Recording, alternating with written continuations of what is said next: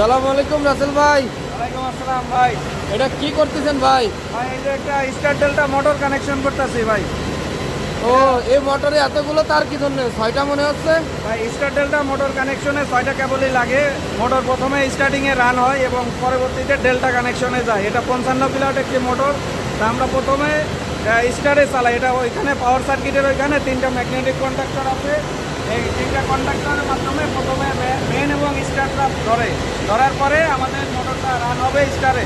দেন আমাদের টাইমারের মাধ্যমে টাইমিং করে ডেল্টাতে যাবে। ডেল্টাতে যাওয়ার পর আপনার এই 2টা ফেজ দিয়ে পাওয়ার আসবে, 2টা কেবল দিয়ে পাওয়ার এসে 6টা কানেক্টর টার্মিনালে 6টাতে যাবে। যেমন এইখানে দেখান, এই যে U1 V1 W1, ঠিক আছে। এটাতে এই ফেজটা ঢুকবে, এই সাইড দিয়ে 3 ফেজ ঢুকবে।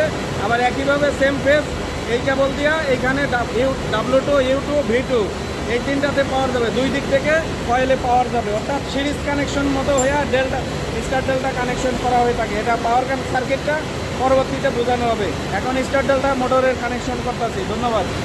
ধন্যবাদ ভাই।